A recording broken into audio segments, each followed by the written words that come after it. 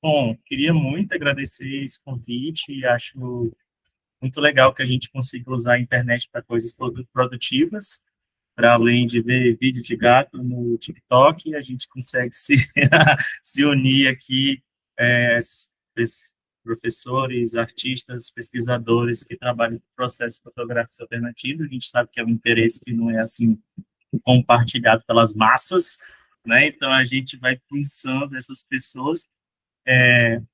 Eu já conhecia vocês, muitos aqui, só do Instagram, antes do convite, né? Então, é muito legal a gente ter essa primeira fala, né, com vocês, esse encontro. Bom, pessoal, deixa eu ir direto para a gente não se alongar muito, porque esse é um problema sério que eu tenho. Se me deixarem falando, eu falo eternamente. Então, eu queria apresentar para vocês o meu projeto de extensão, que chama Processos Fotográficos Alternativos. É também um curso de extensão. O foco dele é principalmente para os licenciados em artes visuais, então, no princípio, é para os professores que já se formaram, né, e que já estão atuando na escola e que queiram fazer uma atividade de formação continuada aí, e levar processos fotográficos alternativos para a escola. Tradicionalmente, a gente tem dificuldade dos professores manterem-se no curso do começo ao fim, porque ele costuma ser de um ano, e a escola, como a professora Cris estava dizendo, ela é muito cruel. Às vezes o professor consegue entrar e, em algum momento, aquela liberação que ele tinha para estar no projeto de extensão se perde, né? Então, a gente tem, com frequência, a gente tem professores das escolas e a gente tem alunos licenciados ainda atuando no projeto de extensão. Eu vou falar de alguns pontos, eu vou falar assim, de como que eu entrei nessa lógica, nesse universo, né, dos processos fotográficos alternativos. Vou falar das minhas inspirações artísticas e das minhas inspirações pedagógicas. E, por último, eu vou apresentar mais aprofundadamente uma das exposições que os meus alunos fizeram. Então, como se deu esse encontro, né? Eu sempre explico, né, que o que que são, né, porque normalmente as pessoas não sabem o que que são processos fotográficos alternativos, aqui não é tanto o caso, né, mas o que é importante para mim é por que abordá-los. Meus alunos sempre tratam isso, mas por quê? Por que você não fica só com o celular? Por quê, né? Como abordá-los? Aqui a gente tem um grupo de professores relativamente grande que trabalha com pesquisas históricas. Então, tem muitos professores que trabalham, inclusive, com o século XIX, com pesquisas de arquivo, né? Aqui a gente tem grandes acervos em São Luís para serem pesquisados, mas assim, a minha proposta nunca foi voltar para o século XIX e fazer um estudo histórico do século XIX, desses processos fotográficos alternativos. A minha ideia sempre foi abordar esses meios como um instrumento, como uma forma de se relacionar com a fotografia para produzir arte agora, né? Para produzir arte contemporaneamente com os problemas que a gente tem agora, com as reflexões que a gente tem agora. E por que eu acho que é extremamente válido, né? Para mim, como professor, eu vou reforçar sempre para vocês, para o Pablo como professor, o Pablo como professor, professor, professor, professor. Por que é válido, né? Eu acredito que esses processos, eles criam uma outra forma de relação com a fotografia. Quer dizer, os alunos, de modo geral, eles fotografam. Não necessariamente é uma fotografia tão consciente. Muitas vezes é uma fotografia extremamente automatizada pelos processos já das câmeras ou pelos processos que são do algoritmo, né, das redes sociais. Então, você vê eles sem nem saber o que é controle de exposição, por exemplo, nem sabe o que é controle de exposição, lá está tudo automático, né? Ponto de foco, e isso vai criando neles algumas padrões fotográficos, né? padrões de exposição, mas também padrões de composição, então, o tipo de foto que eles chegam tirando no curso. Eu acho engraçado que hoje eles, de modo geral, tiram uma foto na orientação paisagem, ou orientação retrato, porque é o que o Story pede, né, o Instagram. Então, sem perceber, eles estão sempre tirando foto na orientação retrato. Eu acho que a fotografia, hoje em dia, ela está tão marcada por esses processos automatizados que isso acaba automatizando também a própria relação deles com a imagem fotográfica. Sem perceber, eles estão seguindo o que se pressupõe que tem que ser a lógica da máquina, né? E aí aqui eles têm um outro tempo. Na extensão, eles sempre comentam isso, nessa relação da fotografia com processos fotográficos alternativos. Na extensão, te leva a parar, pensar e esperar. Eles não estão acostumados a esperar.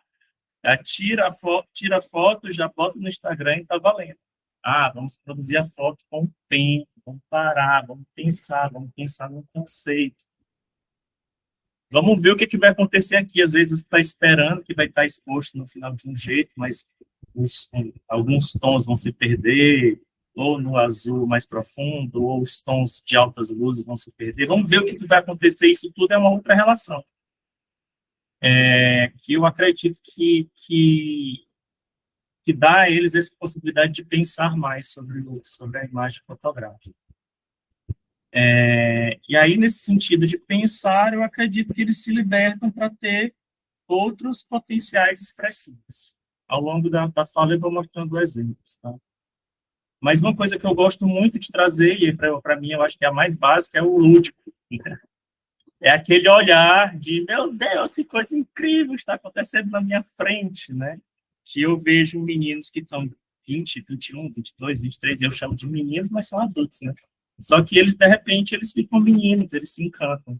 E pelo menos para mim, do ponto de vista da docência, olhar para alunos encantados é um momento muito importante, porque, no geral, a gente muitas vezes está lidando com o tédio, né, com a desmotivação, e quando a gente tem uma experiência como essa, que você vê eles brilhando os olhos, para mim é muito importante.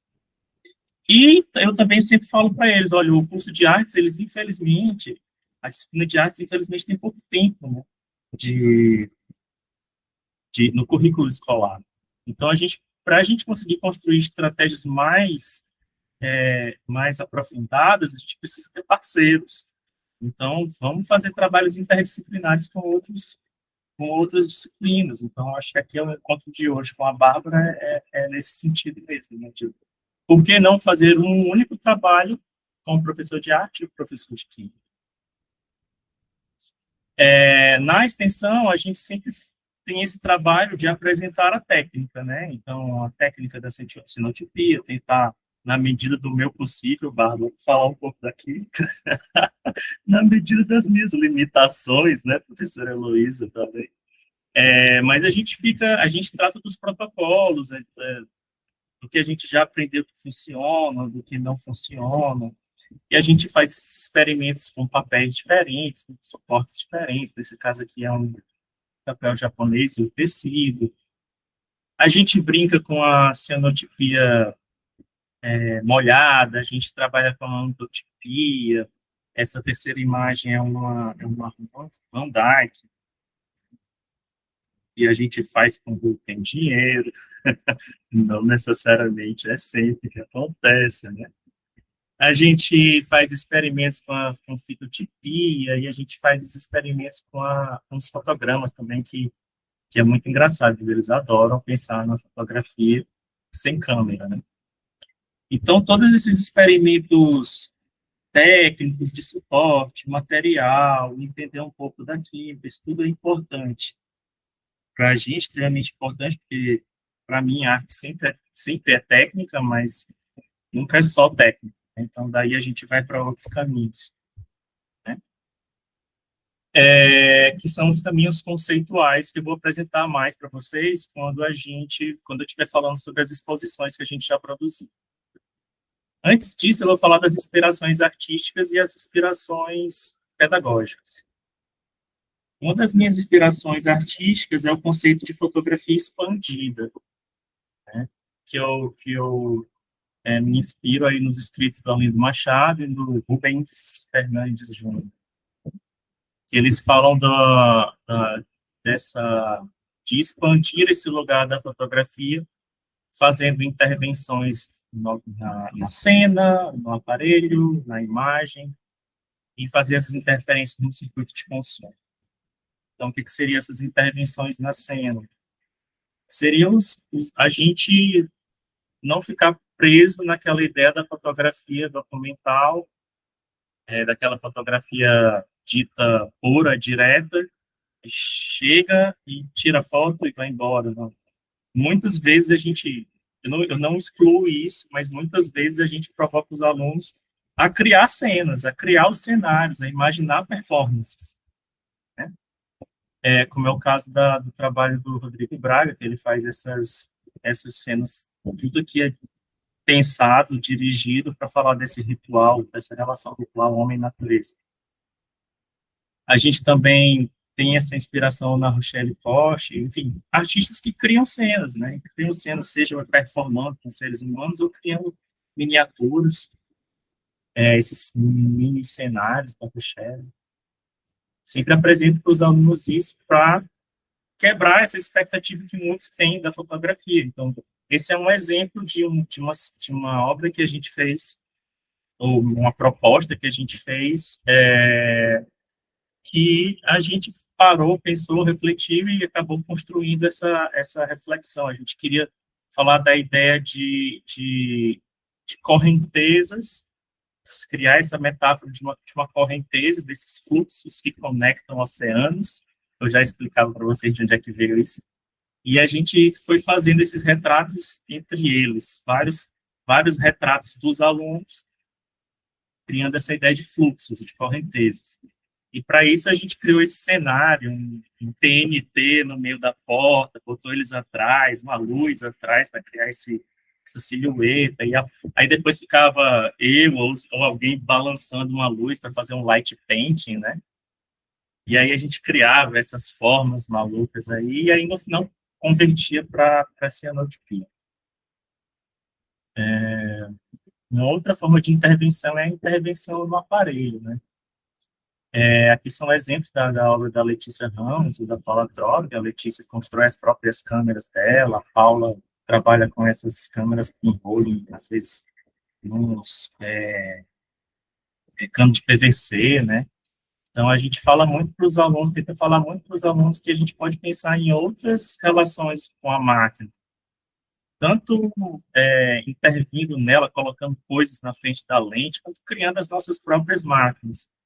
A gente teve algumas experiências com pinhole, mas também não é algo que a gente consegue fazer sempre, porque atualmente a gente não tem uma sala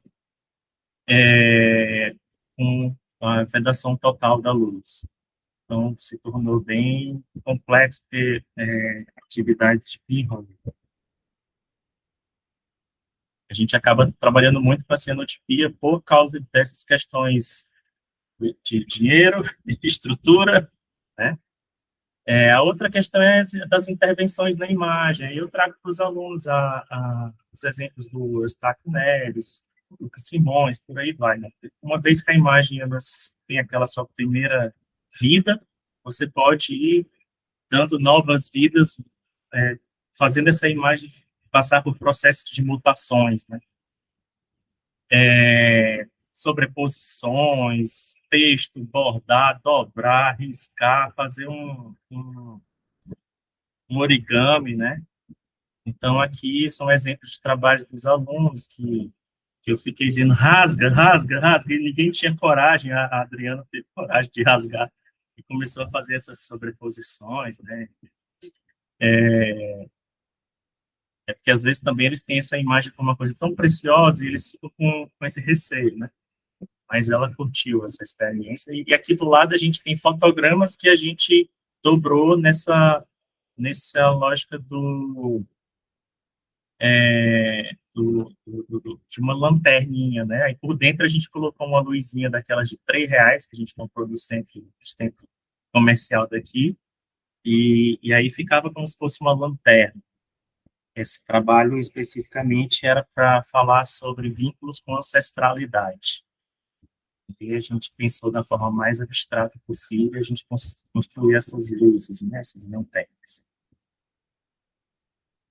Aqui são obras de um aluno chamado Gerlison Hugo, que ele tirou as fotos, depois ele editou no Photoshop, depois ele criou o negativo, fez a cenotipia e, por último, ele criou somou com esse personagem que ele fez de papel machê. Na imagem do lado, ele adicionou esse papel de folha de ouro, né, e esse crochê. Né? Então, são interferências que eu fico instigando eles a considerar. Não é nem algo que, na maioria das vezes, eu digo, faça. Tem que ser assim, né? Eu digo, e aí, como é que a gente pode fazer para não ser só uma imagem bidimensional? Que outras realidades, que outras interferências a gente pode fazer? A maioria deles não entra nessa minha jogada, para ser bem real, né? Eles estão muito satisfeitos com aquele primeiro resultado bidimensional, e eu não vejo, não é um problema. Mas eu gosto de ficar provocando, e alguns compram a provocação, e esse foi o caso do Gerson. O último ponto das inspirações artísticas, no conceito de fotografia expandida, é a ideia de interferências no circuito de consumo. Aqui eu trago exemplos da Rosângela Renault e do Odiris Milazzo, que, não sei se eu falo certo, não é como se fosse um nome fácil, né?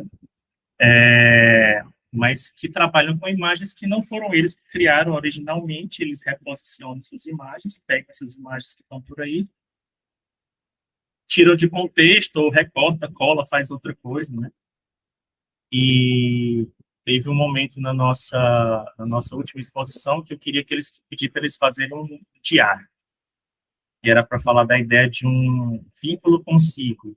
Aquela outra obra era o vínculo com ancestralidade, essa aqui é o vínculo consigo. Eu digo, vamos escrever um diário ao longo da nossa exposição, da nossa extensão.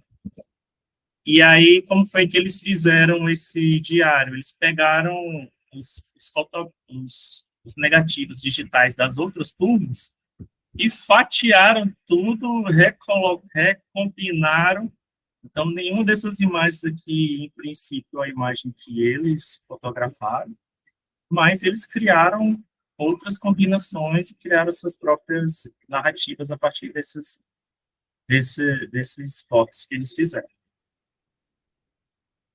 Bom, inspirações pedagógicas. Professora, se eu passar do tempo, você me lembra, né? Só um perigo. Inspirações pedagógicas. A minha principal inspiração pedagógica, e isso foi uma coisa que eu fui descobrindo com o tempo, porque eu tinha lido esse livro há muito tempo atrás, eu tinha tido professores influenciados por ele há muito tempo, mas nunca tinha caído a ficha que esse texto era um texto que me marcava tanto. É um texto do Emmanuel Aguirre, que é um autor espanhol, que ele fala do ponto de vista de uma pedagogia da experiência, uma pedagogia experiencialista. O que é a experiência aqui no sentido do Larossa, né? Não é aquilo que acontece, mas aquilo que nos acontece. Muita coisa pode acontecer e absolutamente nada nos acontece. Inclusive, isso é a realidade, eu acredito, tanto da universidade quanto da escola, muitas vezes. É muita coisa acontecendo e nada necessariamente tocando o aluno. Corre até seu perigo, o perigo de uma coisa causar a outra. É excesso de informação, na hora que o cérebro faz desliga e não está vivendo mais nada, né? Então, esse conceito de experiência, ele acaba me influenciando bastante nesse sentido de procurar as condições para que algo aconteça com o aluno. Algo aconteça. Que algo é esse, aí vai depender muito das provocações de cada turma. Né? Uma outra questão importante para entender a noção de experiência aqui é que experiência é diferente de experimento. O experimento na lógica da ciência, sempre tem que dar a mesma, seguindo o protocolo, as mesmas variáveis tem que dar a mesma coisa. Se eu jogar uma cianotipia no sabão ou na água, na soda cáustica, uma coisa vai acontecer, né, Bárbara? A gente espera que uma coisa aconteça. Não é tanto da subjetividade de cada um, mas a gente espera que esse algo aconteça, né? No caso da experiência, a experiência é individual, a experiência é diversa. Então, quando eu penso na minha extensão, eu sempre fico tento encontrar estratégias para unir o grupo, mas ao mesmo tempo dar esse espaço de diversidade, para eles caminharem cada um por si, para os seus caminhos. E que essa diversidade seja também razão de debates, de reflexões lá no grupo. Que eu vejo nessas conversas que a gente tem é que a gente acaba tendo conversas bem profundas, conversas que às vezes eles nem supunham que eles teriam, né? Vai acontecendo e daqui a pouco eles dizem assim, lá vai o Pablo fazer terapia de grupo. De repente a gente está entrando em assuntos super pesados que assim, nem era a intenção, mas acontece. Né? Por quê? Porque começa a ser uma questão, a gente começa a pensar sobre o sentido, esse sentido que a gente dá para a vida. Assim, né? Acho que com os exemplos vai ficar mais claro. Isso tudo começou em 2019, logo depois daquela fatídica eleição do Inominável, em que eu entrei numa crise existencial profunda, uma depressão mesmo, como professor, em que eu sentia que, na verdade, eu tinha medo de ser filmado pelos meus alunos. Era esse nível de paranoia, né? E eu sentia que os alunos estavam extremamente armados e que a gente não conseguia desarmar. A gente não conseguia um momento de segurança para refletir e pensar juntos. E aí eu pensei na extensão como esse lugar que talvez eu conseguisse criar esse lugar de segurança, de abertura, de troca, de conexão. Inclusive, essa espera, esse tempo, vamos secar. Enquanto está secando, está todo mundo fofocando, está conversando. Vamos colocar na exposição. Enquanto está expondo, a gente está conversando. E isso acabou reforçando que esse lugar que eu nunca tive como professor, eu sinto que as minhas práticas antes disso, elas eram muito conteudistas, e com a extensão eu comecei a abrir esse lugar de uma reflexão mais sobre sentido, sobre experiência. Então, para além de técnica, tinha essa ideia de uma elaboração de sentido, e de argumentação crítica e de sentimento. Então, vou dar alguns exemplos para vocês.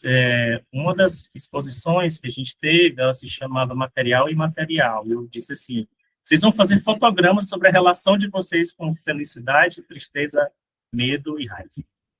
Eles tinham que fazer 4 fotogramas sobre a relação deles com esses sentimentos. Eu estava muito marcado pela ideia de competências socioemocionais. Recentemente eu fui pai, eu estava nessa coisa de nomear os sentimentos para minha filha, né? E aí eu comecei a encher o saco dos alunos por causa disso. E olha as histórias que surgem, né? Esse é o trabalho do Lucas. Esse trabalho, ele pensou esses sentimentos a partir da experiência de ter tido um pai alcoólatra. E aí ele traz esse sentimento, né, de vou beber cerveja, tem a euforia da cerveja. Aí depois tem o dia seguinte que você está na ressaca. Aí tem a tristeza. Aí depois tem o medo, porque o pai se torna violento. Essa pessoa que antes estava feliz e depois ficou triste. ou violento, né?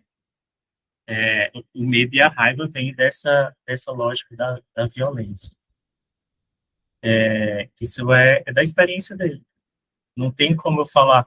É como já pensou se você chegasse assim, o conceito de felicidade o conceito de. Não, cada um tem. Lê esses sentimentos do ponto de vista de uma experiência pessoal. Esses aqui são outros exemplos de uma exposição mais antiga, que é a Eucianotipia, que o objetivo era que eles respondessem a pergunta: quem sou eu? Quem sou eu? E aí, eles iam conversando e a gente foi abrindo. Mas pode ser assim: quem sou eu quando? Quem sou eu para o outro? Quem sou eu no contexto X? A gente foi pensando em variações dessa pergunta. E a Alexa, por exemplo, durante o trabalho, ela entrou numa crise existencial. Quem sou eu? E ela chegou nessa conclusão de que ela tinha sido aquilo que os pais dela tinham orientado a vida inteira. Quem sou eu? Aquilo que os meus pais planejaram. E agora, quem sou eu, né? Daqui para frente, né? Tem essa sombra que ela falou, em busca dessa clareza. Do lado tem uma imagem da Silvana Mendes, que para ela é muito importante essa reflexão sobre a gordofobia, né? Sobre como que isso se introjeta, muitas vezes, em homens e mulheres. E aqui é essa celebração de uma aceitação, e isso eu me acho bonita, e lidem com isso, né? É, é, então, quando ela pensa em quem sou eu, ela parte de uma série de marcações. Não sei se vocês conhecem a Silvana. Esse trabalho aqui é de 2019, mas hoje a Silvana está aí na, nas bienais da vida. Então, ela fala de raça, ancestralidade, do lugar de gênero, mas nesse trabalho ela estava falando na questão da, da, do corpo, né? Do corpo gordo. Esse trabalho aqui foi um trabalho que a gente pediu para os alunos falarem de pilares, né? Quais seriam os pilares? Quais são os pilares? Aquilo que você tem que não te... que quando você está na merda, você corre atrás para te ajudar. E aí a gente mesclou essas cianotipias em tecido com as cianotipias molhadas. Era como se fosse assim, essa é a pessoa, e aqui uma rosa, né? Aqui uma flor para te homenagear. É muito bonito ver essas pessoas chegando para ver a exposição. E isso aqui deu uma reflexão ótima entre nós, que é de 16, só tem um homem. Então, tipo, os homens definitivamente não estão sendo grandes pilares, assim, emocionais, né? São mães, irmãs, avós, sobrinhas, amigas, tem um pai, né? Então, a gente vai trazendo essas histórias e a gente vai discutindo sobre elas. Não sei se eu vou conseguir, eu não sei, professora, me diga quanto tempo eu tenho. Fica tranquilo, tá sempre dentro da hora, tá? Tranquilo. Tá bom. Mas também fique tranquila para me cortar. Uma coisa que eu acho importante nessa experiência da extensão, pensando na pedagogia da experiência, é que se não é algo que acontece, mas é algo que nos acontece, esse algo que nos acontece, ele implica um risco, né? Ele implica uma travessia que você está se permitindo viver, né? Então, se você vem de uma comunidade extremamente isolada, evangélica, que só você você só vive aquilo e o resto do mundo você não quer viver, porque é secular, tá, tá, tá, tá, tá. Estou tirando esses exemplos porque são os exemplos dos meus alunos. Aqui na extensão você vai ter que viver um risco, porque você vai ver alunos que vão falar de outras matrizes culturais, né? Então, pode ser que aqueles seus preconceitos que você tinha antes se revelem, né? Pode ser que você seja obrigado a questionar algumas posições que você tinha. Então, como está todo mundo falando do seu próprio lugar, das suas próprias experiências, mas ao mesmo tempo está todo mundo conversando, tá todo mundo, e você tem que ouvir. Tem esse lugar da escuta, né? O que eu acho que, de modo geral, a gente também é treinado. A gente treina e é treinado pelo algoritmo para não escutar. Não escutar o outro, não escutar a diferença. Então, tem momentos na extensão que eles têm que escutar a diferença. E o que, que eu espero disso? Lógico que eu espero que tenha uma provocação ali, mas, ao mesmo tempo, essa provocação pode ser a elaboração de outras ideias, pode ser um simples sentimento de e agora, não sei, estou na dúvida, vou para casa cheio de incertezas, mas também pode ser que a gente chegue no momento e, beleza, vamos viver no dissenso, não precisamos chegar numa ideia em comum, né? De forma nenhuma precisamos chegar numa ideia em comum. Então, a gente tenta manter, tenta provocar essa reflexão, essa provocação, esse lugar da escuta, mas respeitando o direito da diferença. E aí segue. Eu vou passar para frente para falar de modo geral sobre as exposições. Foram 4 exposições que a gente fez. A primeira chama Eu Cianotipia, que tinha como objetivo até apresentar para as pessoas o que era a cianotipia. Então, grande parte dessa exposição era explicando o que era a cianotipia, ao mesmo tempo em que a gente fazia esse trabalho com os autorretratos, né? Então, quem sou eu, o que eu sou quando, eram essas provocações que os alunos tinham que responder nas suas composições. A turma de 2022 foi a exposição material e imaterial, que a gente estava nessa provocação de pensar a matéria da obra, a matéria da imagem, né? Se tem textura, se não tem textura, se eu amassar, como é que fica, se eu rasgar, como é que fica, se for um tecido, se for um papel. Então, tinha essa reflexão sobre a matéria da imagem, que hoje eles não têm tanto, porque vai tudo direto para o Instagram, né? E também tinha a noção, esse lugar do imaterial, que a gente pensava em memórias, sonhos, sentimentos, e as provocações foram nesse sentido. A última turma de 2024 foi com esse conceito de vínculos. Então, a gente dividiu o espaço que a gente teve em alguns vínculos. O vínculo consigo, como eu me vinculo comigo mesmo, como eu me vinculo com a ancestralidade, como eu me vinculo com a família, como são os meus vínculos de amizade, os vínculos de amor, desejo. E aí eu joguei essas provocações. Se virem, que agora a gente vai conversar sobre. Eu digo se virem porque tem essa hora que eles se desesperam. Meu Deus, o que, que eu faço com isso? Né? Mas é sempre muito divertido. Eu vou falar mais sobre essa exposição, que é a de 2023, que foi chamada Submergir. De início, a gente faz a reunião para pensar quais são os temas, né? E aí bateu em 3 temas diversos, que era cotidiano, natureza e afetos. E aquilo a gente saiu daquela aula, meu Deus, e agora? Parece que não tem nada que amarre, né? E aí eu acho que eu não me lembro em que situação eu pensei nas águas, né? Que São Luís é uma ilha, né? E a gente tem muitos rios e tem o mar. Então as águas estão em todos os lugares, e também, inclusive, no nosso ar extremamente úmido, né? E aí eu pensei, poxa, a água é algo fundamental para a gente pensar a natureza, a natureza, meio ambiente, natureza, nós. Está no nosso cotidiano em várias situações e a gente tem relações de afeto com a água das mais diversas. Então, vamos nessa. E aí a gente começou a provocar eles para pensar a,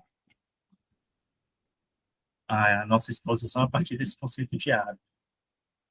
Vou compartilhar para vocês uma versão digital da exposição, Submergir. Tá? Infelizmente, isso aqui não está público, porque esse site era gratuito e agora ele é pago.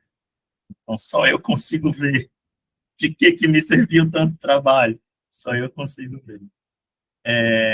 Bom, a exposição Submergir, como eu disse para vocês, ela tem como um nó conceitual a nossa relação com a água, mesmo que seja metafórica, né?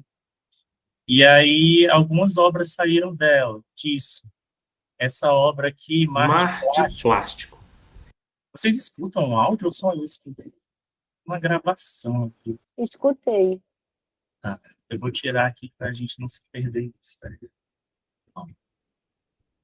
Essa obra, Mar de Plástico, ela foi feita toda com plásticos que a gente retirou em meia hora na praia. A gente foi na praia de São Marcos e saiu catando plástico, plástico, plástico, plástico.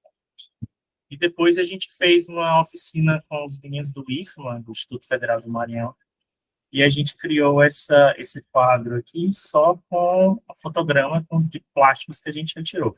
Aí tem de tudo, boneca, copo de plástico, luva de hospital, havaiana, tem de tudo, né? A gente estava interessado nessa reflexão sobre a água, como isso que nos sustenta o nosso corpo, né? Exploração.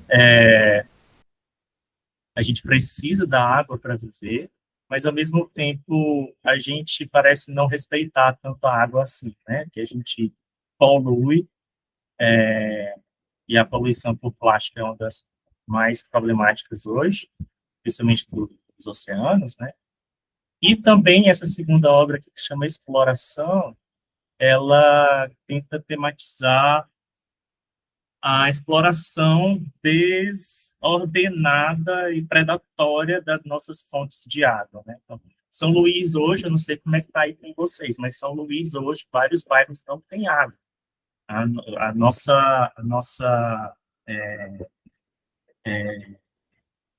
a água que chega nas casas está prejudicada pelo aquecimento, né? E a gente está vivendo uma estiagem, e tem épocas do ano que fica isso.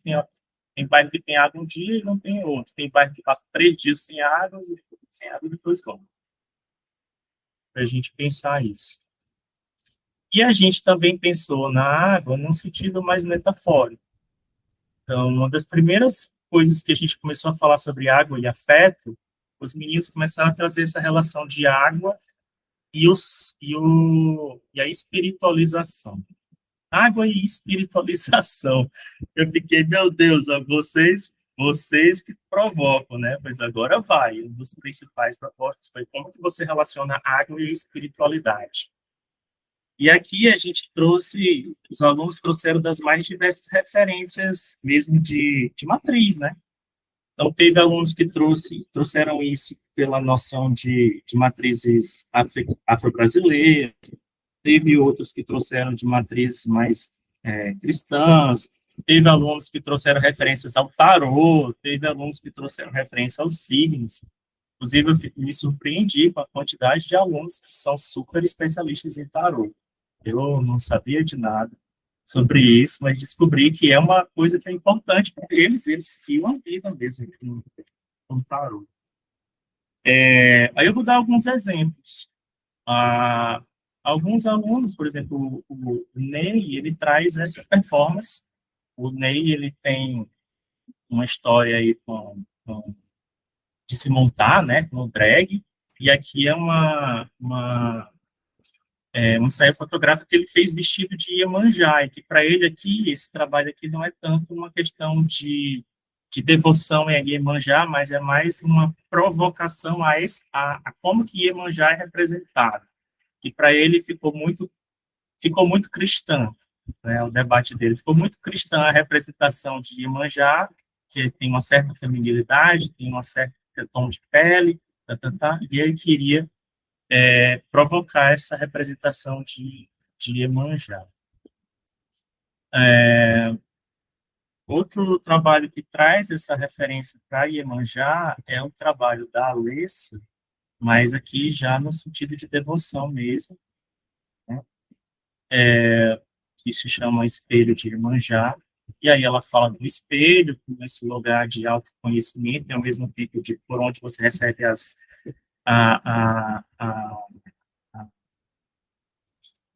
por onde Iemanjá aponta os caminhos. O espelho é por onde ela aponta os caminhos, E ela fala desse trânsito, né, entre nós e o orixá, Iemanjá. Então, só para vocês pegarem que, em princípio, a água poderia ser uma coisa assim tão material, né? Então, sobrevivência aqui, a água já inclui, já está imbuída de todo um sentido de vida, né? Outros alunos, como o Marcos, já vão falar de água. Quando ele vai falar de água, ele vai falar do signo água, dos signos do tipo água. E aí ai, gente, nem lembro mais. Mas ele começa falando das relações que ele teve com pessoas do signo água e como que isso implicava num nível de conexão extrema e que às vezes até problemática, né? Tensa demais. O Lucas fala da água em dois sentidos na obra dele. Um pelo tarô e o outro por essa referência à natureza morta. Ele coloca objetos da avó dele, que morreu, objetos que ele tem da avó dele, em uma natureza morta que, como ele diz, não tem nada que nessa foto que indique algo que pode te saciar. Não tem nada aqui que vai passar sua fome, não tem nada aqui que vai passar sua sede. São objetos, são gravetos. E ele está querendo falar sobre uma outra forma de saciedade da alma, né, no sentido que ele traz. Tá? Essa busca por essa relação que ele tinha com a avó, que é de uma outra ordem, não é de alimentar o corpo, mas seria de alimentar a alma. E aí ele também traz, junto com essa natureza morta, ele traz essas imagens do tarô. E aí, gente, eu juro para vocês que eles me entregam os textos com os conceitos, e para mim é difícil, eu preciso ler, reler, porque é um universo conceitual que eu não tenho proximidade. Mas eles falam das cartas, né? As cartas do tarô que trazem a água como um elemento simbólico importantíssimo. Eles sempre falam desses processos de dor e de transformação. A gente também teve alunos falando do ponto de vista cristão, né? Então, a, a Magali, ela traz a, a história dela de ser uma pessoa evangélica e de estar nessa reflexão há muito, muito tempo, né? Ela é muito engajada nisso. Então, quando ela pensa em água e espiritualidade, água para ela é Jesus. Né? É esse Deus que purifica. Né? E ela ainda traz as referências da Bíblia. Né?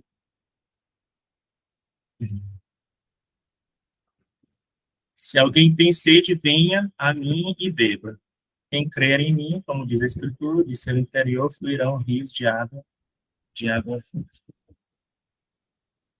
Então, além, só para fechar mesmo, acabar, uma das propostas que eu queria mostrar para vocês, eu acho que não vai dar tempo de falar dessa aqui, que é sobre a chuva, mas eu queria falar sobre essa do cotidiano, né, que eu pedi para eles fazerem, sim, imagens mais sobre o cotidiano, coisas que acontecem no dia a dia, né, que estão em volta que estão marcadas pela água, a água do rio, a água dos rios, a água do oceano. E aí eles trouxeram muito da vivência deles, né, esse trânsito pela beira-mar, as memórias de infância, de brincar na praia, e também outras experiências, né? O Ney aqui, ele traz um cotidiano que é um cotidiano acontece, mas as pessoas não querem saber que acontece. Tem uma razão dele chamar essa obra de genie. Vocês lembram da música? Né? Então, aqui é uma amiga do Ney, trans, que para a sociedade ela é a genie, né? Quem fala dela. Mas, né, essas fotos são as fotos dos lugares onde ela já teve relações, às vezes com caras que não assumem ela como parceiro. acerto. E aí ele chama de GENI. Não é só o cotidiano bonito da beira-mar, o cotidiano bonito de brincar, mas é o cotidiano das nossas hipocrisias. Se a gente tiver mais tempo depois, aí eu continuo falando lá de infinito, mas eu acho que tá bom.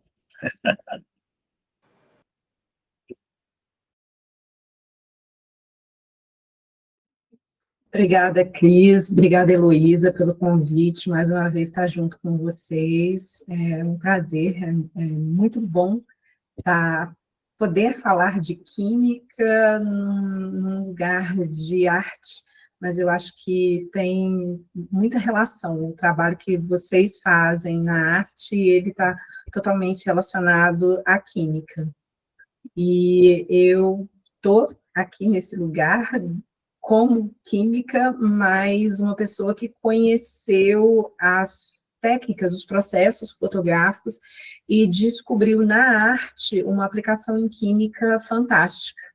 E com essa descoberta, eu percebi um universo que tem muita aplicação da química e que eu podia contribuir de alguma forma. E aí surge a ideia do projeto de extensão, que é um projeto de divulgação de conhecimento, é um projeto de divulgação científica, em que o meu principal público são os artistas, os arte-educadores, e também os professores de química, de ciências, que à medida que vão conhecendo a técnica, porque não é muito conhecida, eles se interessam para deixar as aulas de química ou de ciências mais lúdica. Então, eu vou trabalhando os conceitos e mostrando caminhos. Então, eu estou aqui hoje, eu fiquei pensando muito no que falar, e como o título, né, o convite, eram jardinagens de ideias, eu resolvi trazer mais do que só falar do projeto que eu coordeno, mas trazer realmente algumas possibilidades, daí veio o nome, né, cianotipia, aqui em pessoas, 1001 possibilidades. Eu acho fundamental apresentar as possibilidades químicas e as combinações fica por conta do desenvolvimento artístico, como o Pablo falou, ele faz a provocação e os alunos compram uma ideia ou não. E aqui, da mesma forma, eu gosto de trazer as possibilidades e como vão ser usadas os resultados do ponto de vista da arte, fica por conta do artista. Mas eu acho importante que ele conheça essas possibilidades. E foi nesse caminho que eu trouxe a minha fala aqui hoje. Então, eu sempre vejo a cianotipia não só do ponto de vista da arte. Do ponto de vista da arte, é um processo fotográfico artesanal, né, de impressão de imagens. Mas, para a gente da química, a cianotipia é uma reação química que, ao invés de ser feita num tubo de ensaio, ela é feita num papel. Então, eu olho para a cianotipia, o que ressalta ali, que vibra para mim, são as substâncias usadas, o que está acontecendo, por que elas estão daquela cor, ou por que você o fez por este caminho ou por outro, a interferência do papel, a interferência das suas escolhas. Então, eu não consigo olhar a cianotipia, o azul, sem mostrar, pensar, por exemplo, na estrutura química do azul da Prússia. É uma estrutura com dois tipos de ferro, tem ferro 3 e ferro 2, e isso é fundamental. Se não tiver ferro 3 e ferro 2, ele não vai ser azul. Então, é muito natural para mim. E quando você compreende e olha para a cianotipia com esse olhar, você explora isso. E não vai explorar só do ponto de vista químico, mas vai explorar do ponto de vista artístico, você interfere nos seus resultados. Então, nesse sentido, eu quis trazer aqui muitas possibilidades de você pensar nos seus reagentes de partida, né, a cianotipia, como ela é feita. Para você obter essa imagem azul, você pode usar o citrato férrico amoniacal marrom, o citrato férrico amoniacal verde, ou o oxalato férrico amoniacal, qualquer um desses três, que vão reagir com o ferricianeto, na presença de luz, do sol, lâmpada artificial, vai formar o pigmento azul da Prússia, que é um pigmento que vai ter o ferro 3 e o ferro 2. E todos estes pigmentos, eles apresentam cores diferentes, mas eles são feitos de ferro, e eles vão estar submetidos a reações químicas. E essas reações é que vão determinar a coloração, vão determinar o resultado final, vai determinar como você vai lavar a sua cianotipia, a viagem que você vai fazer. E fora disso, estes compostos formados, né, eles têm características que também podem ser exploradas. Então, se eu uso o citrato marrom, se eu uso o citrato verde, ou se eu uso o oxalato férrico amoniacal, só eles já me dão várias possibilidades. Se eu pensar no ferricianeto, só o ferricianeto, ele me dá possibilidades. E o resultado final, o azul da Prússia, que é formado na imagem, eu também posso explorar. Então, eu trouxe aqui algumas possibilidades de exploração para vocês. E aí, vamos começar, né, do início. O citrato férrico amoniacal marrom. Ele, por si só, ele é sensível à luz e ele forma imagens.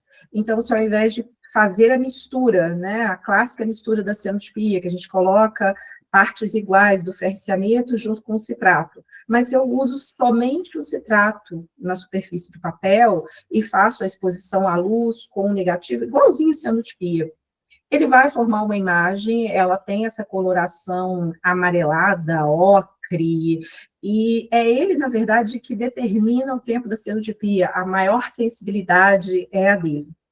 E o citrato férrico amoniacal, ele tem essa porcentagem de ferro, né, entre 16% e 18%, é isso que difere do citrato verde. A quantidade de ferro no citrato verde é um pouco menor.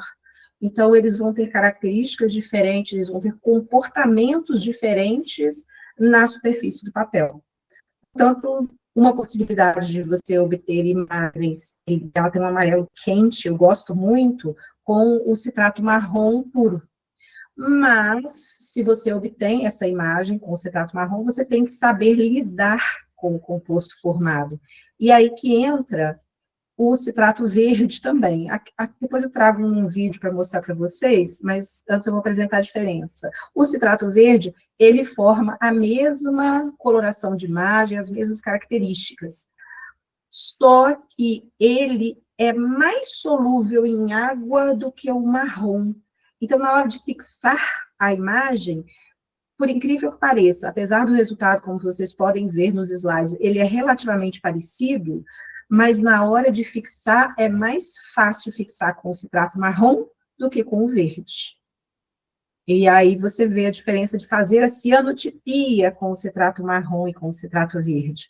O citrato marrom, você faz a cianotipia, ele é difícil de lavar no final. O citrato verde, você faz a cianotipia e ele lava facilmente no final. E quando você usa isolado, a mesma coisa. O citrato marrom, ele fixa melhor a imagem, e o citrato verde, a imagem sai com facilidade. Os dois são sensíveis à luz, mas o citrato verde é um pouco mais sensível à luz, tá? Aí são características químicas, eu acho que não vale a pena entrar nos detalhes, mas em termos de qualidade de produto, o citrato verde, de fato, ele é mais sensível, ele é mais fácil de trabalhar, ele lava mais fácil do que o citrato marrom. Então, aqui eu trago para vocês também o oxalato férrico amoniacal, que também pode ser usado para produzir imagens, só que as imagens do oxalato férrico amoniacal, elas são de um amarelo mais pálido e saem com muita facilidade na água. Então, para fazer cianotipia, ele é muito interessante, porque ele é muito, muito sensível à luz, ele é mais sensível do que os citratos. Ele lava com mais facilidade, só que ele é muito caro. E aí a gente esbarra, né, no problema dos nossos usos. O citrato marrom, ele é muito barato, o citrato verde, ele é razoável, o oxalato, que é o mais sensível, que lava mais fácil, mas ele é muito delicado. Ele sofre muita influência do papel, ele sofre muita influência da água, e com certeza a água no Rio de Janeiro, ela não é igual à água aqui em Minas, ela não é igual à água no Maranhão. Então, você usar o oxalato, você tem que ter um domínio muito grande, que você vai sentir a diferença até na água. Então, ele dá um trabalhinho. Portanto, se você quiser explorar a cianotipia só de um reagente e obter imagens amarelas, você pode usar somente o citrato, e, no caso, o marrom é o melhor deles. Só que aí, onde que eu quero chegar? Você tem que entender que tem algumas dificuldades, como a fixação. Aqui você pode ver que, quando você termina de fazer, eu deixei essa imagem que eu fiz exposta uma semana. Se você não fixar a imagem, não fizer a lavagem final, você, com uma semana, perde essa imagem. Ela reage, né? Ela parte o contraste e ele vai embora. E se você tentar lavar somente com água, aqui é um vídeo, eu acho que eu vou ter que sair da apresentação e voltar para esse vídeo passar. Nesse modo de apresentação, eu acho que ele não vai passar. Deixa eu ver se eu saio aqui para passar o vídeo para vocês. Espera só um pouquinho. Nossa, eu coloquei um monte de vídeo, vou ter que fazer isso em todos. Aqui, ó, vocês podem ver que, se você lava com água, ele sai completamente, olha lá. Porque, diferente do azul da Prússia, o composto amarelo formado, ele é solúvel em água. Então, se você não fixa, você perde a imagem, e se você tenta fixar com água, você também perde a imagem. Por quê? Aí é conhecimento de solubilidade. O azul da Prússia eu posso fixar com água, o azul da Prússia, ele é insolúvel em água. O composto amarelo formado, ele é um sal solúvel em água, então eu não posso fixar com água. Mas eu posso fixar, deixa eu voltar para o modo apresentação, mas eu posso fixar com álcool. O álcool, ó, se você lava no final, ao invés de lavar com água, lava com álcool, o álcool fixa a imagem. Reparem que ela desbota porque ele é parcialmente solúvel em álcool. Então, eu consigo uma imagem, ela não fica tão amarela, ela fica um pouco mais clara, mas ela fica fixa e dura. E essa daqui, em específico, eu fiz com citrato verde. Com o citrato verde, vocês podem ver que ela ficou bem desbotada. Com o citrato marrom, ela não desbota tanto. Então, se você quiser explorar, né, você pode obter os amarelos através da viragem também. Mas se fizer algum sentido no trabalho de explorar somente o reagente, o citrato, né, acabou meu ferricianeto, não sei, né, quer fazer imagem. O citrato férrico amoniacal, ele também forma imagens, são imagens amarelas, ele tem uma nitidez maravilhosa, e você sabendo, né, qual você está usando, se é o marrom, se é o verde, você tem esse domínio e consegue chegar em algum lugar. Então, fica aí na jardinagem de ideias, eu quero trazer ideias para vocês explorarem. E aí, uma outra possibilidade é você explorar o ferricianeto puro. O ferricianeto puro, ele também é sensível à luz e ele também forma imagens. Só que a sensibilidade dele é bem mais baixa. Então, para você obter uma imagem como essa cinza que eu obtive, ela leva entre 3 e 4 horas. Mas você tem uma imagem, é uma imagem que fica, né, muito fotográfica, bonita, e que você também consegue variar a cor dela. Então, esse tom de cinza vai depender um pouco se está no sol ou se está na lâmpada. Às vezes, depende do papel que você usa, ele é influenciado. Você tem aí no resultado final uma escala de cinzas, sabe? Quase chegando no azul. Até porque esse composto cinza formado, ele já é o azul da Prússia. Só que, quimicamente, ele tem umas irregularidades e não consegue ficar tão azul. Então, dependendo da forma que você trata, você vai chegar no azul, dependendo, ele vai ficar nesse tom de cinza. E mesmo esse tom de cinza, você consegue fazer viragem. Então, você leva para outras cores, se você quiser. E aí, aqui eu só trago para, né, uma questão de atenção, que eu vejo muito, muito problema, principalmente em texto. Ferricianeto, que é usado, é completamente diferente do ferrocianeto. Ferrocianeto é esse composto amarelo pálido, que se você tentar usar para fazer cianotipia, ele vai fazer uma bagunça na sua reação, vai ficar tudo azul, a imagem perde contraste, e o ferricianeto, que é o laranja, que é o composto certo. Então, de vez em quando eu recebo dúvidas, né? As pessoas, nossa, professora, eu estou aqui fazendo, não dá certo de jeito nenhum. E aí eu pego o texto, eu falo, mas você está tirando essa sua receita, né, da cianotipia de onde? Ah, e eles me enviam um texto, aí eu encontro lá, ferrocianeto, que é um erro, né, um I por um O, mas quimicamente é outro composto. E aí você, né, causa um problema gigantesco para uma pessoa leiga. Ela pega, ela não percebe que o que está escrito é ferrocianeto, ela compra o ferrocianeto, faz e dá muito errado. Então, só para chamar a atenção disso, porque é uma dúvida que eu recebo muito quando isso acontece, os problemas aparecem. Essa técnica, usando somente o ferricianeto de potássio, ela é chamada de protocianotipia, porque quando Herschel inventou, né, a cianotipia, esse aqui foi o primeiro teste que ele fez. Ele utilizou somente o ferricianeto de potássio puro na superfície do papel, ele obtém a imagem que ele obteve já era azul, porque lá em 1800 os papéis eles já eram levemente ácidos, e quando o meio está ácido, o azul, a imagem já se forma azul. Então, esse processo ele é chamado de protocianotipia, porque foi ele que deu origem à cianotipia. E aí vem, né, o que eu comentei com vocês, dele já ficar azul em meio ácido. Vou ver se aqui vai passar o vídeo.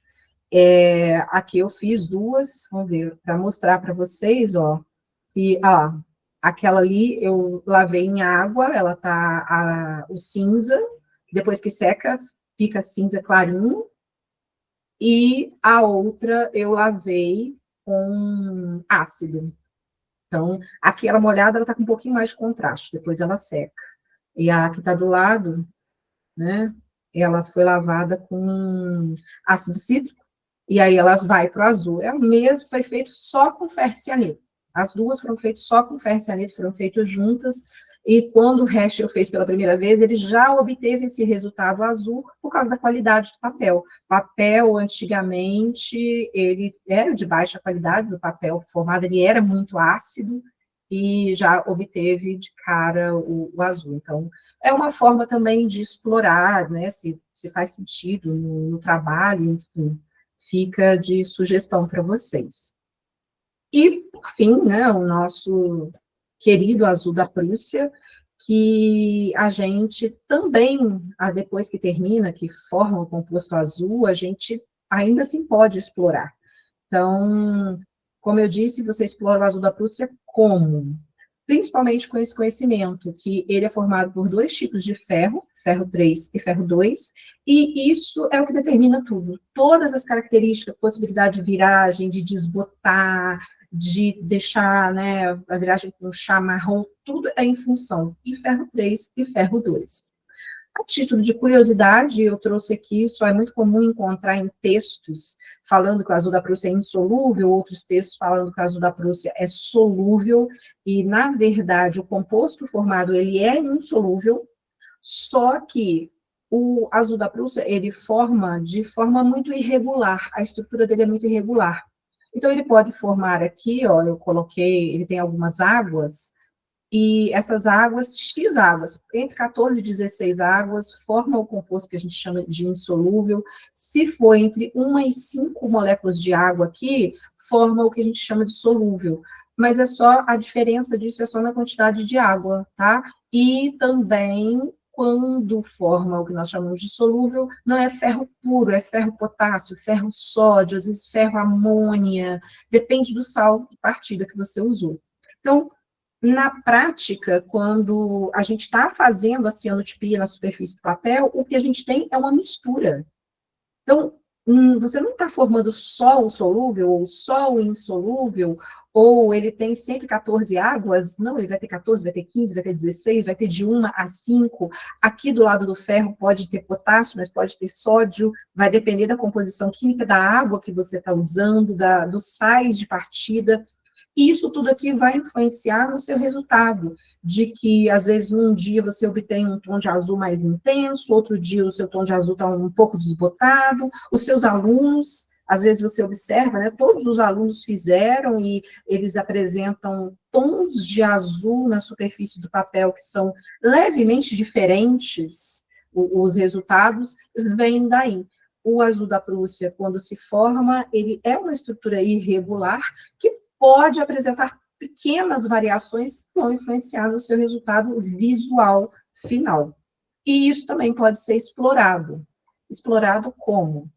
Entendendo, né, que o azul da Prússia é essa gaiolinha aqui, e ela pode se formar assim, toda certinha, bonitinha. Dentro dessa gaiola ficam alguns átomos, estes átomos que ficam dentro, literalmente é dentro mesmo de uma gaiola. Eles podem trocar, eles podem entrar, podem sair, e essas trocas vão influenciar na coloração final, vão influenciar na decomposição do azul da Prússia. Então, tem uma série de coisas que podem acontecer. Isso considerando que ele formou essa gaiolinha regular. Ele também pode formar a irregular, que aí ela tem, né, essas aberturas. E aqui entra uma situação interessante, não sei se vocês percebem, mas umas bolinhas vermelhas que estão representando as moléculas de água. Então, aqui, quando essas águas estão coordenadas, né, ligadas, vão influenciar nos tons de azul, ou vão influenciar nas viragens que nós fazemos, que são substâncias que vão ali, tiram a água e entram no lugar da água. Quando elas entram no lugar da água, elas mudam a estrutura, mudam a cor. Então, isso tudo acontece, aí você vai falar, mas eu sequei minha cianotipia. Sim, você secou, mas as águas continuam lá, porque elas fazem parte da estrutura. Além disso, né, como eu disse, na química do ferro, o azul da Prússia, ele é formado por 2 tipos de ferro, então isso vai influenciar, mais uma vez, na cor e nas características. O que é o composto mais estável é o azul da Prússia, ele é formado por ferro 2 e ferro 3. Mas junto, quando a gente faz a cianotipia, forma o branco da Prússia, que é ferro 2 e ferro 2. Então, ali, além do meu azul, tem um pouco do branco da Prússia, que ele tem uma estabilidade intermediária. Ele forma, mas ele não é muito estável, ainda bem, porque esse é o resultado quando a sua cianotipia sai muito desbotada, né, que a gente às vezes fala, solarizei, né, ela saiu aquela coisa cinza, feia, está muito desbotada, é porque você formou muito branco da Prússia. Então, você tem que voltar. O bom é que, por ele não ser estável, ele volta a azul da Prússia, e você consegue recuperar seus tons de azul. Uma outra possibilidade que não se forma é o amarelo da Prússia, que seria ferro 3, ferro 3, e ele é instável, ele não se forma na nossa reação, se formasse, ele ia degradar na hora, a estabilidade dele é muito baixa. E você pode favorecer, né, a formação dos ferros, conhecendo pH ácido, pH básico, né? O pH ácido favorece o ferro 2, o pH básico favorece o ferro 3, e aí você vai explorar isso. Como a cianotipia é ferro 2 e 3, se eu favorecer muito ferro 2, eu desboto a minha cianotipia. Se eu favorecer muito o ferro 3, eu vou degradar a minha cianotipia. Então, você conhecendo os banhos que você está dando, os reagentes que você está usando, você vai favorecer a sua coloração final. A quantidade de composto formado, que a quantidade é o que vai determinar, por exemplo, os grãos da imagem, quando a imagem está muito granulada, ou se ela está bem definida. Se você tem muitos grãos, você precisa de vários, né, no caso fotográfico, seriam os tons de cinza, né? No caso da cianotipia, seriam os tons de azul. Se você forma pouquíssimo composto, você vai perder, né, a sua escala de cinza, a sua escala de azul, porque formou tão pouco, aonde era para formar um pouquinho, não forma nada. Então, você tem que aprender a favorecer para você ter uma maior nitidez, uma maior, a formação, literalmente, né, a melhora na sua imagem.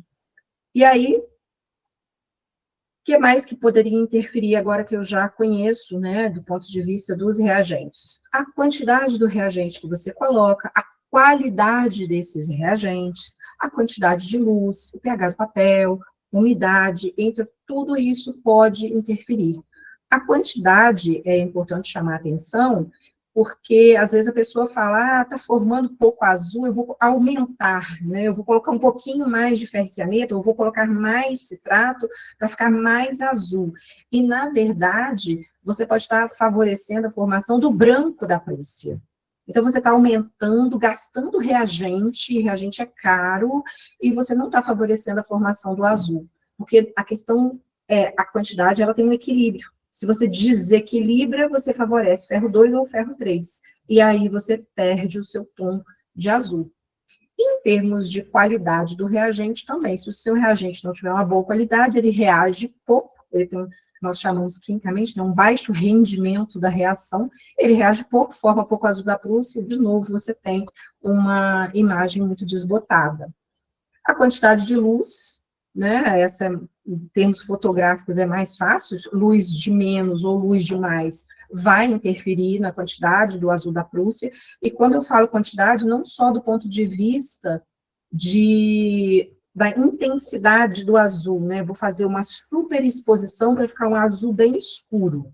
Sim, você vai conseguir, com uma superexposição, um azul bem escuro, se as quantidades de reagente estiverem boas. Porque se a quantidade de reagente estiver errado, um excesso de luz vai favorecer o branco da Prússia. Então, ao invés de aumentar os seus contrastes, de ter uma superexposição, você vai ter muito branco da Prússia formado e vai ter uma imagem desbotada. Então, conhecer esse jogo vai facilitar o seu trabalho. A outra questão, o pH do papel, o papel, se ele tiver um pH muito básico, né, uma reserva alcalina, alguma coisa desse tipo, favorece o ferro 3. Favorecer ferro 3 é perder azul da Prússia, você forma uns hidróxidos, é as situações em que os nossos brancos da imagem ficam amarelados. E aí, geralmente, é reagente ruim ou o pH do papel que está muito alto. E a umidade, de novo, a água também vai influenciar. A água na quantidade certa vai deixar o seu tom de azul bonito, a água na quantidade errada vai hidrolisar o seu azul da Prússia e amarelar tudo. Então, esses aqui são os principais fatores que vão influenciar. Às vezes aparece pergunta para mim, mas e os fungos? Ué, o fungo ele vai se alimentar do seu reagente. Então, se ele está consumindo, a quantidade de reagente está diminuindo, você vai ter todas as consequências. Então, o fato do seu reagente ter fungo não significa que ele está inútil. Não, você pode ter ótimos resultados. Eu mesmo uso muito reagente com fungo, mas eu vou analisando ali, até chega num ponto e falo, não, aqui não dá mais para usar, porque o fungo já consumiu. Às vezes eu ponho um pouquinho para aumentar, enfim, a gente faz uns controles. Mas aí disso, o que eu quero mostrar para vocês? Em termos de qualidade do reagente, olha só, usei aqui foi um oxalato férrico amoniacal de péssima qualidade, então você pode ver que a imagem ficou muito amarela, você até vê as pontas brancas, né, do papel aqui onde não tinha reagente, a qualidade fica muito ruim. Já o papel aqui, ó, papéis diferentes, o mesmo reagente, foram expostos juntos, só que aqui eu tenho, né, do lado esquerdo, um papel que não é muito alcalino, e aqui um papel bem alcalino, aí você amarela tudo, isso aqui é muito comum acontecer também com o extrato marrom, porque o extrato marrom ele tem mais ferro, e aí se o papel tiver alcalino, já era, ele costuma amarelar bem o papel. Então, você tem que estar com um papel de boa qualidade para trabalhar com o citrato marrom. Então, isso é fácil de visualizar, né? Se a qualidade do papel, a qualidade do reagente não estiver boa, você não fez nada de errado, mas o que que eu fiz? Não, você não fez nada de errado, é realmente o papel, o reagente, né, a situação. O excesso de luz, como eu disse, ele pode gerar o excesso de ferro 2, e aí vai fazer o que a gente chama de bleaching, né? Gera o branco da Prússia, mas o branco da Prússia, como eu disse, como ele é intermediário, ele tem solução, que é o quê? Quando as pessoas dão o famoso banho de água oxigenada, né? Você termina de fazer a sua cianotipia, e é muito comum você ver as pessoas dando aquele banho de água oxigenada, e aí vem aquele azul bonito. É simplesmente você está transformando o branco da Prússia em azul da Prússia. E aí, quando você fez a reação, você formou os dois, azul da Prússia e branco da Prússia. O branco da Prússia, sobrepondo ao seu azul, fica um azul desbotado, mas a água oxigenada transforma em azul da Prússia. Aí vem aquele azul limpo. Então, isso também pode ser feito pelo oxigênio do ar. Basta esperar. Só que nem todo mundo tem paciência, e é bonito de ver, né? Você mergulha na água oxigenada, fica aquele azul bonito, então é bem legal. E aí, achei que eu tinha colocado uma imagem aqui para mostrar para vocês, mas enfim. Em cima disso, tem as variações que eu posso explorar esse conhecimento. Explorar como? Através das viragens, através da cianotipia molhada, utilizando outros suportes e utilizando outros reagentes. Então, eu exploro a técnica da cianotipia a partir desse conhecimento. Fazer a viragem, do ponto de vista químico, viragem é uma reação química com o azul da Prússia. Você está fazendo o azul da Prússia reagir com aquele banho. E aí essa reação vai te gerar ou um tom de azul diferente, ou vai virar um amarelo, marrom, preto, você vai, né, trabalhar nesse sentido de mudança de cor. A cianotipia molhada, ela é explorar tudo isso ao mesmo tempo. É você formar compostos amarelos que, junto com os azuis, vão gerar tons de verde, dependendo com que você molhar, você gera tons marrons, porque, de novo, você está explorando ferro 3, ferro 2, né?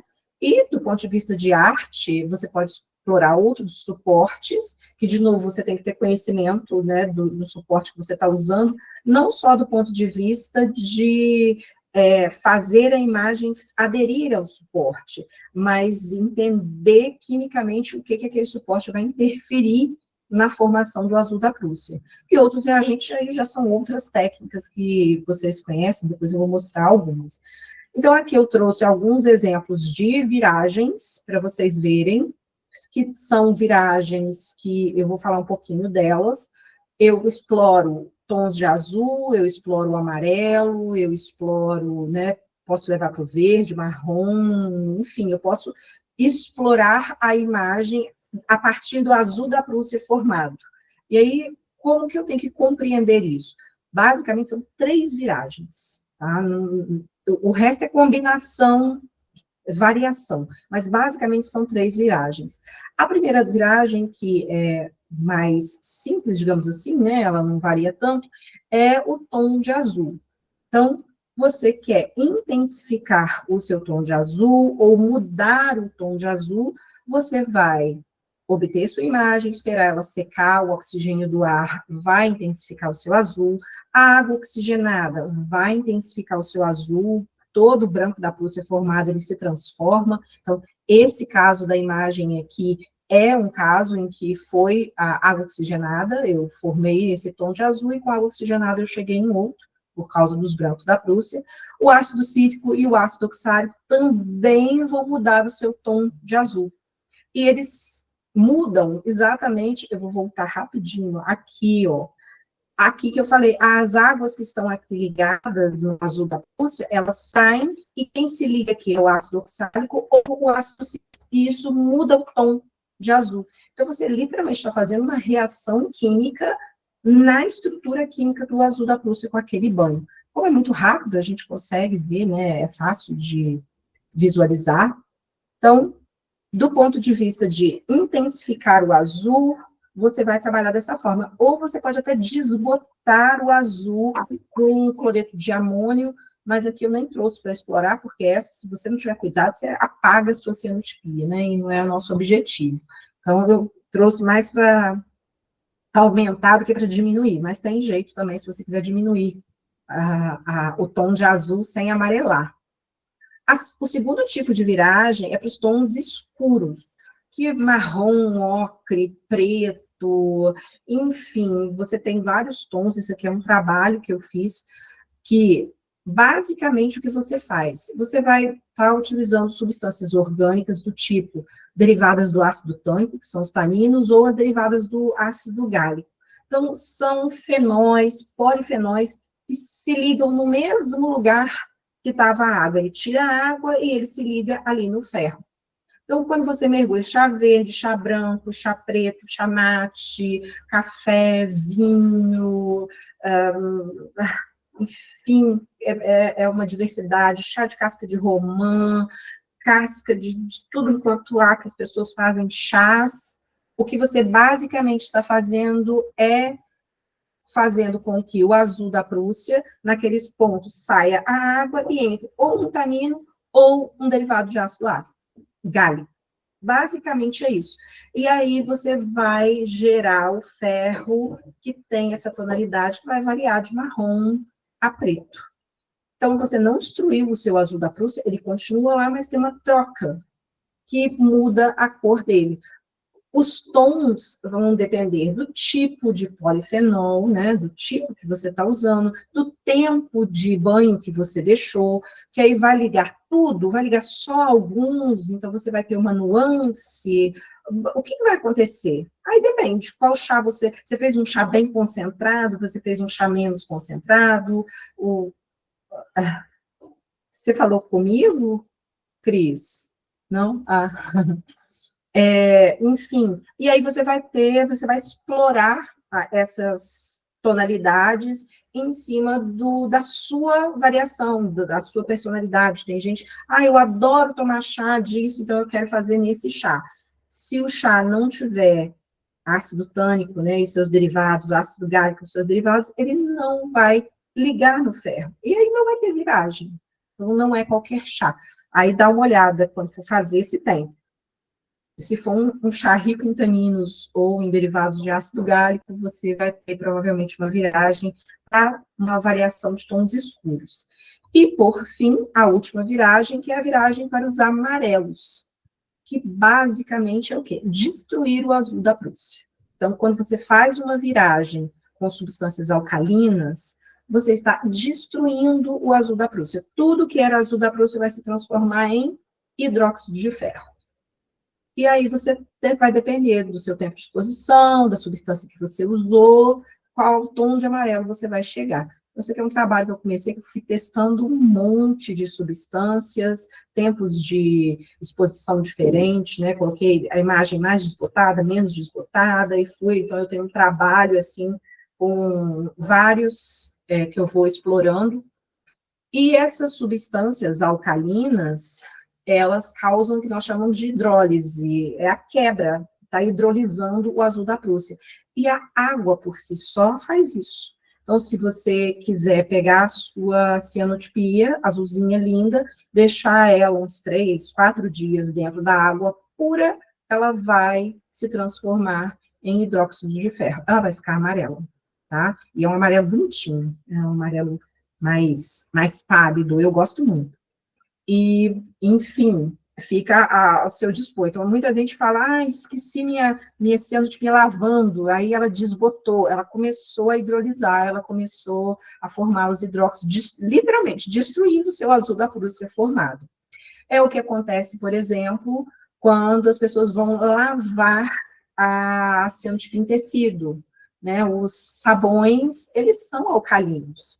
Então, o que o sabão faz? Destrói o azul da Prússia, e na hora que você lava, você perde o azul e tem ali o hidróxido de ferro, que é amarelo, aí perde o contraste no tecido, não fica bonito. Então, na hora de lavar a cianotipia, o segredo para lavar a cianotipia é o pH do sabão. Então, assim, tanto é que eu sempre falo, lava com detergente de cozinha, usa detergente de cozinha para lavar cianotipia em tecido, porque o detergente de cozinha, ele já vem escrito, né, detergente neutro, exatamente por isso, ele não vai hidrolisar. Até sabão de bebê, que a gente tem essa coisa, né, é de neném, é para pele, se for em barra, ele hidrolisa, ele é feito com soda cáustica, não tem jeito, tá? Não tem segredo. Quer lavar cianotipia, sabão líquido, que na verdade não é sabão, é detergente, quimicamente são coisas diferentes, enfim, funciona. E aí, a gente explora. Nisso tudo, nasce a cianotipia molhada. A cianotipia molhada nada mais é do que você explorar todos esses processos de viragem. Quando você tem água, você começa a hidrolisar o azul. Se você coloca ácido, tem gente que joga vinagre, ou espirrácido cítrico, você intensifica o azul. Se você só joga substâncias alcalinas, você leva para o amarelo. A mistura do amarelo com o azul, com a água que vai secando e vai desenhando sua imagem, é o que você vai formando de cores, de manchas, ou se você coloca na cianotipia um chá, né, molha com um pouco de chá, o azul que tiver formado, ele pode se ligar aos taninos, e aí você vai ter aquela dança de cores na cianotipia molhada, que é desequilibrar o ferro que ia todinho formar azul da Prússia, ferro 2, ferro 3, ele desequilibra. Então, forma um pouco, já vira um pouco, e aí dá essas imagens que, sinceramente, é uma das minhas técnicas preferidas. Eu adoro explorar a cianotipia molhada. Então, eu trouxe aqui 2 exemplos que, né, para vocês verem aqui, essa aqui eu explorei, até pela coloração, ela foi mais para os ácidos, então você vê que ela tem pouco amarelo, ela quase não tem hidrólise, ela fica bem no azul. Essa daqui não, essa daqui eu já enchi de base, aí ela vai para os tons mais amarelados, e a base foi localizada, ó, tá vendo? Essa aqui, ela tá bem localizada, então não foi aquela molhada espalhada, não, foi um jato, uma coisa que eu molhei mais localizado. Então, aí você começa a dominar a técnica da cianotipia molhada. Você está molhando com o quê? Você vai levar para que lado? Você está molhando, espalhando ou é localizado? E aí você começa, é um trabalho que eu adoro fazer com os meus alunos, de fazer a cianotipia molhada e depois eles explorarem o que eles fizeram, o que eles usaram e com o resultado que eles obtiveram. Então, você faz essa análise, você chega minimamente a uma interpretação. Além da cianotipia, como, né, já é de conhecimento, você pode explorar vários tecidos, papéis, bioplásticos, que é outra coisa que eu gosto muito de fazer, mudar os reagentes, usando a prata, aí você vai para o marrom Van Dyke, que já é outra técnica, com o paládio, você vai fazer esqueci o nome, mas enfim, é uma outra técnica, igual o marrom Van Dyke, você pode substituir o ferro cianeto por cobre, que aí você vai para a cuprotipia. Então, a mudança nos reagentes químicos vão gerar outras técnicas fotográficas que você também pode explorar, que aí já não é mais cianotipia. E aí, aqui, só para exemplificar, esse aqui é um bioplástico que eu fiz com amido de milho. Então, você, né, faz o bioplástico e dá para imprimir a cianotipia em cima do bioplástico. Você pode, como aqui é uma jardinagem, eu pensei em plantas, você pode fazer com a mandioca, com a batata, com o milho, enfim, né, produz o seu bioplástico. Aqui já é um marrom Van Dyke, que você não é mais ferro com ferro, é ferro com prata. Aqui eu explorei papel, aqui eu fiz uma cianotipia molhada no tecido. E aí você pode começar a combinar as coisas e explorar do ponto de vista da arte o que faz sentido com o trabalho a ser realizado. Então, dentro de todas essas possibilidades e outras mais que a gente explora, eu nem entrei na questão, né, da antotipia, fitotipia, eu me prendi aqui na cianotipia. Dentro dessas explorações do trabalho que a gente já fez 4 exposições. Essa aqui foi a primeira que a gente fez aqui no Museu de Artes Murilo Mendes, em Juiz de Fora, que ela explorava a parte da sustentabilidade que a gente pode fazer através da cianotipia. Então, não tinha nenhuma regra com relação à imagem final, mas sim o que você estava sendo sustentável ao fazer a cianotipia. Então, aqui, por exemplo, está o meu trabalho, né, de viragens com chás, todos chás vencidos. Então, aqui foi um lote de chá vencido que seria descartado, eu usei, fiz as viragens. Aqui são as cianotipias molhadas, feitas também com reagentes vencidos. Então, aqueles meus reagentes, que a gente às vezes vai descartar, né? Meu reagente encheu de fungo, vou jogar fora. Não joga, faz cianotipia molhada, porque a molhada vai virar aquela bagunça bonita, então ele é perfeito. Eu vou juntando tudo, eu tenho um vidrinho só para fazer cianotipia molhada, porque ele é um caos de compostos. Aí eu costumo colocar assim, umas gotinhas do novo para vir mais o azul e só. E aqui algumas alunas fizeram com papel de filtro usado, escova de dente para jogar fora, sacola plástica encontrada na praia, enfim, reformularam aqui, uma fez, pegou a jaqueta velha, estampou a jaqueta velha no sentido, né, da sustentabilidade na moda, fizeram em caixinha de pasta de dente, papelão, bem com relação à técnica, né, de o que você pode usar sustentável dentro da cianotipia, e aí a gente fez essa exposição no MAM. Essa outra exposição também foi uma mostra de possibilidades que a gente fez lá no IF Sudeste, foi uma exposição da Semana Cultural que eles fizeram, eles nos convidaram, então aqui foi mesmo para mostrar essa exploração, né, a cianotipia ela pode ser azul, mas a gente pode fazer viragem e explorar os amarelos, cada viragem aqui foi feita com uma coisa diferente, ou fazer a viragem para os tons escuros, que mesmo assim, se você deixa um pouco tempo, você pode ainda assim manter escuro ou virar completamente, enfim, só para mostrar aqui que os alunos fizeram. A gente está agora com uma exposição, tá aqui, que é essa que a gente passou, né, no edital da própria UFJF, do Jardim Botânico, que ela se chama Azul Atlântico. Essa exposição, acabou que eu não coloquei foto dela aqui, mas ela é muito legal porque um dos trabalhos do projeto de extensão é de ir às escolas para as crianças, a gente dá uma oficina de cianotipia nas escolas, então as crianças fazem cianotipia, geralmente são fotogramas, e elas pegam plantinhas ali na hora, sabe, matinho que está nascendo, vai no jardim da escola, elas pegam essas plantinhas na hora, e a gente faz os fotogramas e faz a cianotipia.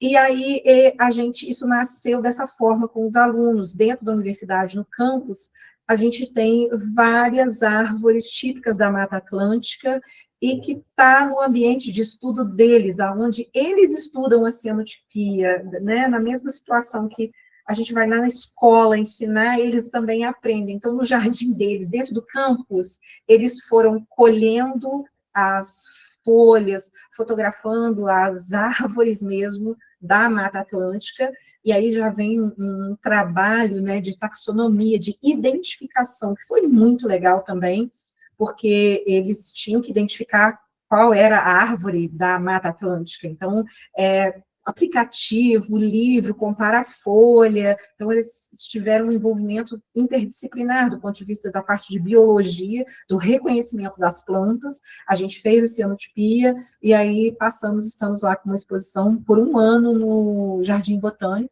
então é muito legal, tá? Assim, os meninos estão muito orgulhosos, e a gente teve agora, né, que eu tive com a Cris lá no Instituto Moreira Salles, que também são os trabalhos, fruto de todos esses estudos que eu fui mostrando, que a gente vai testando do ponto de vista de química, eu levei lá para o Instituto Moreira Salles, as coisas que a gente explora, cianotipia molhada, as viragens, os reagentes, a técnica nova que eu venho desenvolvendo, né, que é imprimir em vermelho, enfim, os trabalhos do ponto de vista da química que a gente faz aqui no projeto.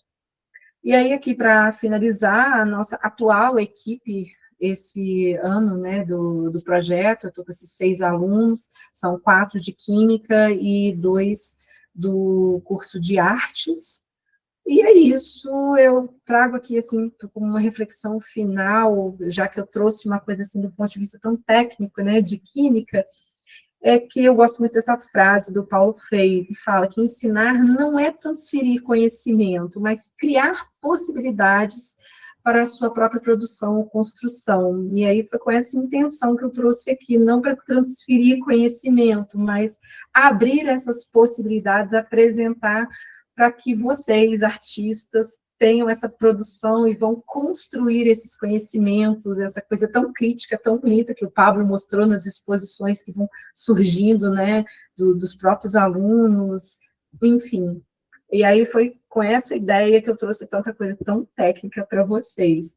E deixo aqui, para quem quiser, né, muito obrigada, mais uma vez, Cris, Heloísa, pelo convite, contatos, né, meu Instagram, o Instagram do projeto, Química, Fotografia e Arte, meu e-mail, se alguém quiser entrar em contato, trocar ideia, fica super à vontade.